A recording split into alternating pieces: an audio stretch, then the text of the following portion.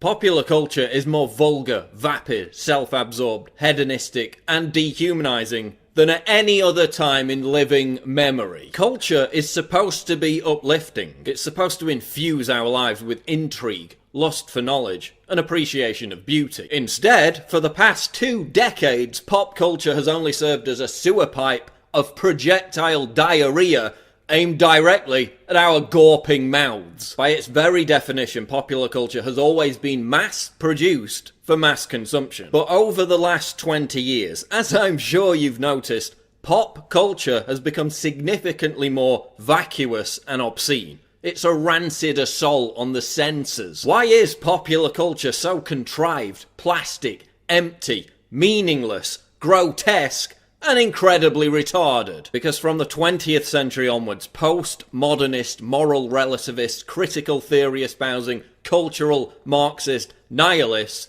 began to seize control of society. Postmodernism seeks to erase the distinction between high culture and popular culture. They want to turn everything on its head. In simple terms, postmodernists have sought to reshape society in their image. And that's why everything's so ugly. From architecture to art to music to entertainment, they're making everything hideous. The goal? To completely undermine the foundation of Western civilization and leave us open to subversion and capitulation. Look at television. TV's endless portrayal of broken families, emasculated male figures, and aberrant, nihilistic, droog-like youths. The stars of so-called reality television are virtually always narcissistic, amoral, and borderline insane. They have no redeeming traits, indoctrinating us with the idea that this is actual reality, that this is how we should act too. You're beginning to think that the tube is reality and that your own lives are unreal. You do whatever the tube tells you. You dress like the tube, you eat like the tube, you raise your children like the tube, you even think like the tube.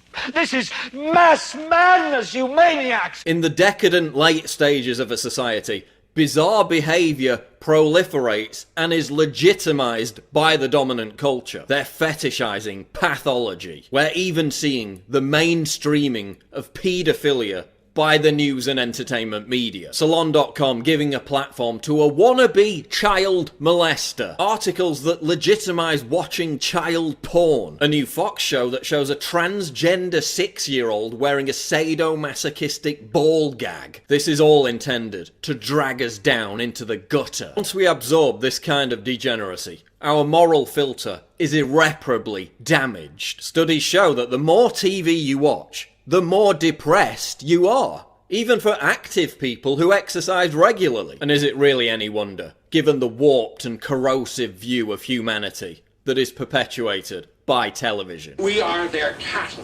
We are being bred for slavery. The revolution. Can somebody please explain to me what the hell that's all about? Just that idiot licking his nuts again. Popular culture is also hypersexualized. It's not prudish to observe that the sexual imagery we're bombarded with by television is infinitely more gratuitous than it was just 25 years ago. Even pornography itself is becoming uglier and nastier. It's documented that this hypersexualization process has normalized cheating and betrayal. It's this, oh, everyone else is doing it, so why not me mentality. Hypersexuality in popular culture leads to ruined relationships and failed marriages. Pop culture is making us miserable and lonely. Look at the cult of celebrity. Being famous used to require having actual talent, even as recently as 20 years ago. Now, the measure of fame a celebrity achieves is directly proportionate with the volume of tasteless debauchery that they inflict on the world. Vulgarity has replaced talent. The more vulgar and ostentatious, the better. Thanks to social media, young people have been indoctrinated into this idea that narcissism, not fulfillment, not meaning, not authenticity, but narcissism is the ultimate measure of satisfaction and importance. Celebrity is just a reflection of that. So what do we look for in our celebrities? Talent? Meaning? Authenticity? No. We look for narcissism. When 16-year-olds were asked in a survey, what would you like to do for your career? 54% answered become a celebrity. Yet nearly 70% of them had no idea whatsoever how they would achieve this. Sometimes when I watch TV, I stop being myself and I'm a star of a series or I have my own talk show or I'm on the news getting out of a limo, going someplace important. All I ever have to do is be famous. And people watch me and they love me. It's no surprise that since the explosion of celebrity-led narcissism, young people are more depressed than ever. Suicides amongst those aged 10 to 24 are up every year since 2010. Why are you all so unhappy? Because you're aspiring to something completely vacuous and unobtainable for the vast majority of people. Popular culture is making us miserable. Celebrities are now more revered than religious icons. This is why people suddenly turn into gushing morons whenever a celebrity dies. Rendered blubbering idiots over somebody they never knew and never even met. In many cases, someone they weren't even interested in until they died. It's like North Korean competitive crying every other week. And look at celebrities who wake up from their coma and use their platform to bite the hand that feeds them by questioning what they're a part of. I've got one that can see. When Kanye went off script and started decrying the popular culture he once served, they put him in a psych ward. Cause y'all been lied to. They can't play what they want to play because they've been paid to play that bullshit over and over and over. Look at how the custodians of pop culture treat celebrities who think for themselves or who challenge the status quo. They're immediately dispensed with because the entire scam is dependent on a complete lack of diversity, a vicious intolerance of anything that's truly original or unpredictable. That's why popular culture is so sterile. And you know, it's ironic that one of the most popular talent shows is called The X Factor, given that the introduction of actual X factors, i.e. unknown quantities, into the system would cause it to collapse. Look at popular music. The same handful of people writing and producing songs for the same handful of popular artists. Why do you think everything sounds the same? The same procession of electronic beats, repeated hooks and verbal diarrhea that passes for popular music now. Music is less diverse and the lyrics are more dumbed down than ever before. Man, rap today fucking sucks bad. They're not even saying words anymore. They just got a hard-ass fucking beat to trick dumbasses like you to make you think you like the shit. We've hit a brick wall. There hasn't been a single authentic movement in popular music for the last quarter of a century. And look at the effect it's had. Young people were once able to channel their self-loathing, their anger, through the medium of rebellious music. Think punk, grunge, goth. Now, they're all growing up listening to sterile drivel like One Direction and Maroon 5. Yes, we always had manufactured plastic crap, but we also had alternatives. Now there are no alternatives. They just don't get the airtime. MTV used to play alternative music videos. Is that what they mean when they say videos have symbolism? What does MTV play now?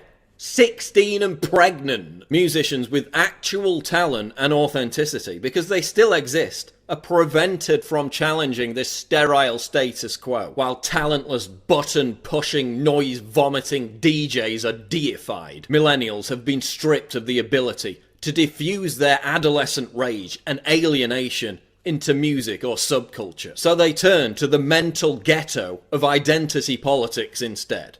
And that hasn't gone so well.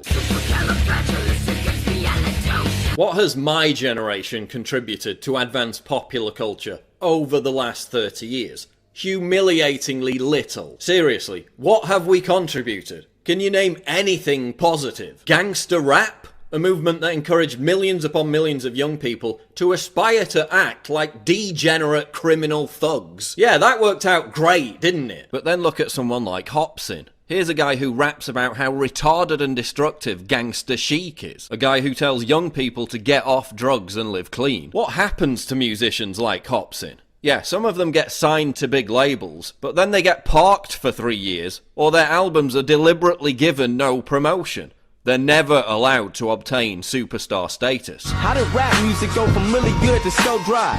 Real artists get shelved and whack ones get famous. To leave masses brainless, a smart mind is dangerous. Because their message represents a threat to cultural Marxism, a threat to the toxic identity that the music industry force feeds young people. Look at youth counterculture. In the past, youth culture was spearheaded by students. They created the counterculture which then trickled down into pop culture.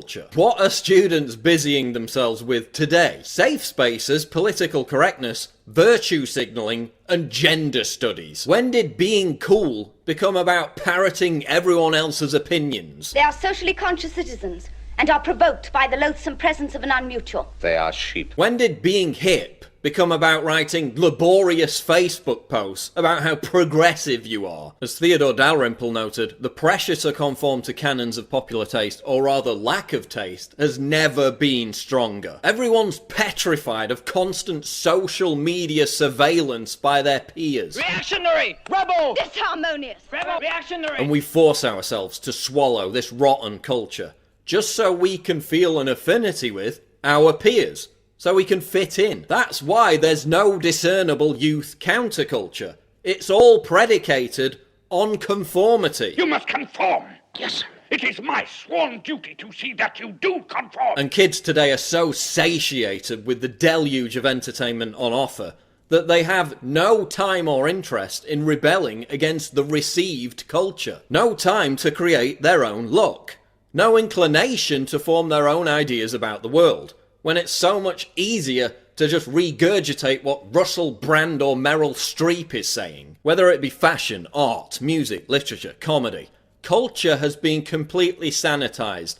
There is no counterculture. And that's why, with very few exceptions, everyone looks the same. Same haircut, same beard, same clothes, same meaningless tattoos, same lazy cynicism, same political views, same outlook. There's no authenticity, there's no daring, there's no individuality. Look at modern conceptual art. The postmodernist war on absolute truth has spawned the demented belief that anything whatsoever can be considered art. Why is modern art that requires skill or displays awe-inspiring beauty ignored in favour of tawdry trash? Literally trash. Have you ever visited Tate Modern in London? It's a giant building full of scrap metal, concrete blocks, urinals, and this, whatever it is. They call it an art gallery. It more closely resembles a landfill site. What does this look like to you?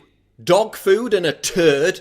No, it's conceptual art. The postmodernist decree that literally everything has to be part of a social justice movement has also inspired feminists to offer up their bodily functions as art. A giant ass was nominated for the Turner Prize. I mean, forget full retard. We've gone full idiocracy. The years passed, and mankind became stupider at a frightening rate.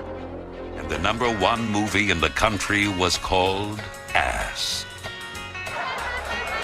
And that's all it was for 90 minutes.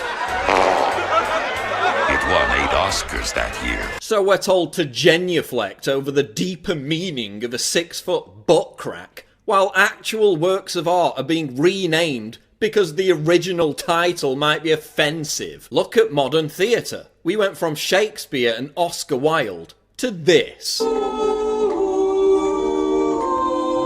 They're making everything that's supposed to be exquisite hideous and repugnant. What's supposed to inspire us now dehumanizes us. When ugliness is venerated as beauty, we know we're in the depraved late stages of a civilization. Popular culture is so invasively vulgar that it's often cited as one of the factors in the radicalization of Islamic terrorists. Jihadists in the West often immerse themselves in this culture and then become suicide bombers as the only form of repentance.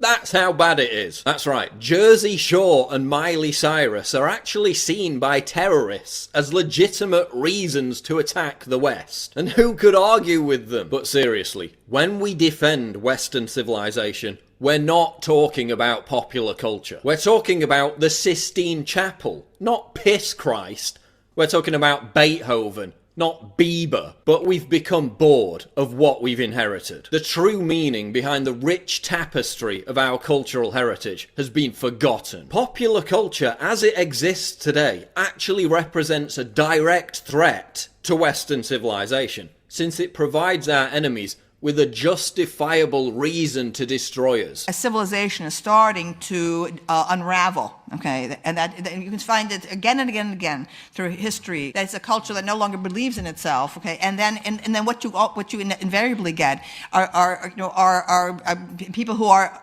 convinced of the power of heroic masculinity, okay?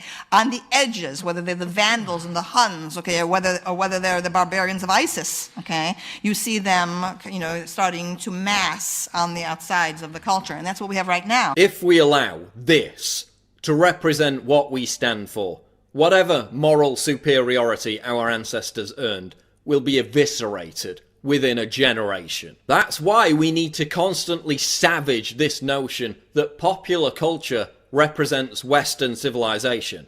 It doesn't. The weaponization of popular culture, as I've described it, is merely the reassertion of cultural Marxism. By making the culture that underpins our society completely meaningless and therefore rudderless, it can be easily overthrown. We need to reject popular culture in all its grisly, grotesque, dehumanizing forms. We need to encourage a new cultural renaissance that is once again inspired by beauty, talent, and the exaltation of human accomplishment.